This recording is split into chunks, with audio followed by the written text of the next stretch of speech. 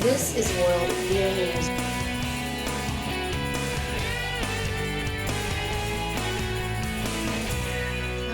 Now, this is the most serious place for the best stories, reports, and news from around the world of beer. I'm Nitch, and this week we'll be discussing Instagrams, bots, beer destinations, marijuana, the sneaky movements of big beer, and basically a lot of the same stuff that happens every week. But first...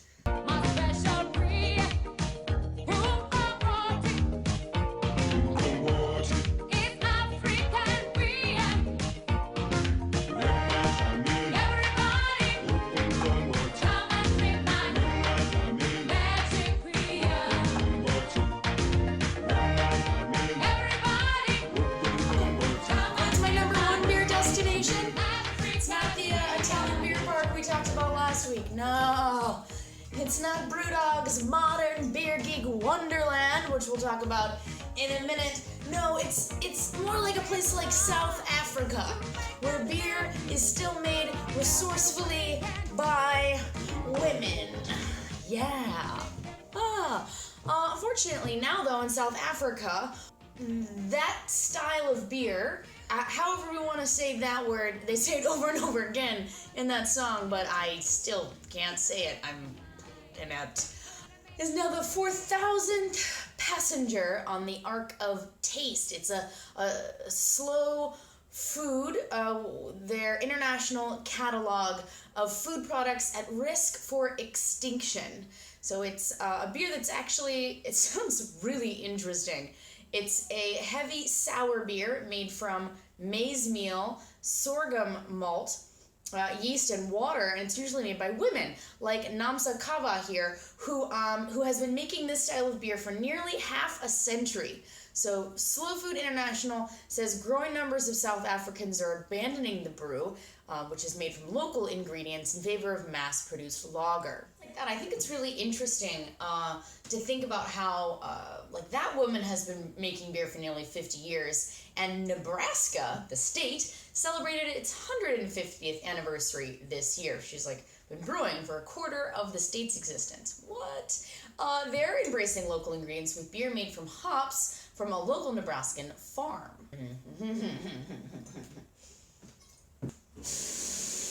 Refills.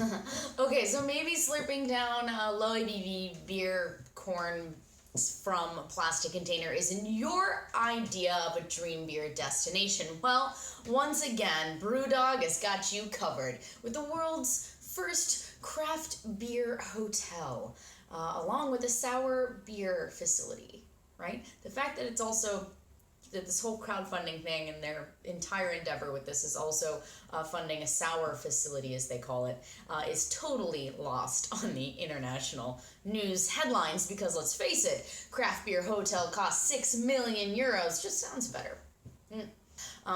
The thing here is that Brewdog does great stuff. They do good beer, and they are 100% entertaining. Things like this hotel, which is just a front for the sour facility, I'm pretty sure, they make great headlines, and it brings attention to the industry.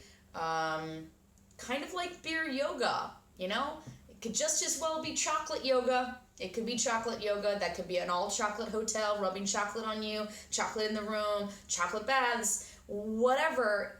All things in moderation. And when people take it to excess, as Brewdog often does, it's entertaining. Staying with the hipster trends, and I don't mean America's favorite beer making its way to the UK in a bid to crack the millennial market.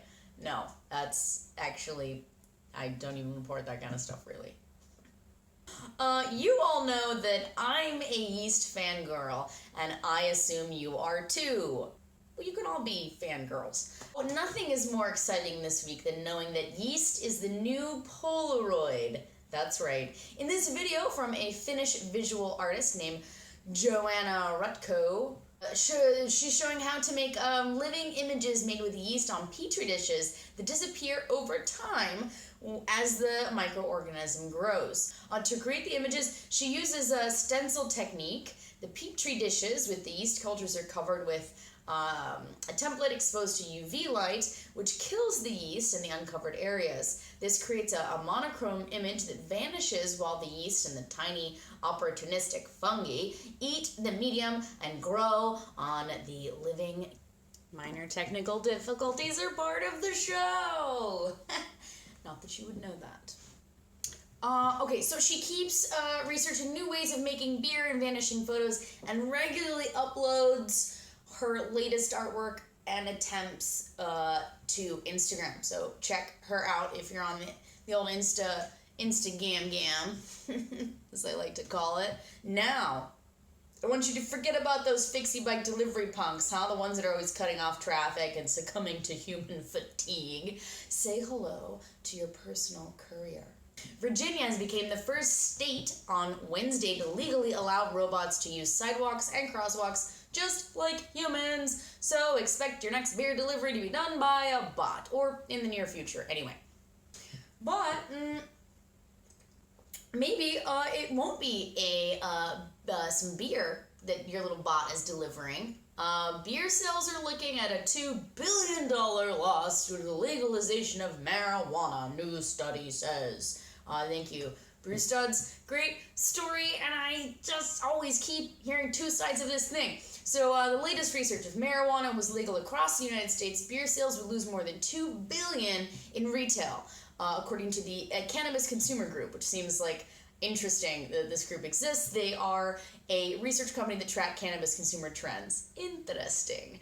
The report also found that 27% of today's beer drinkers have already substituted cannabis for beer or would substitute their beer retail purchase with cannabis in the near future if it was legal. Let's be honest though, even if it's recreational, alcohol abuse is way worse than marijuana abuse.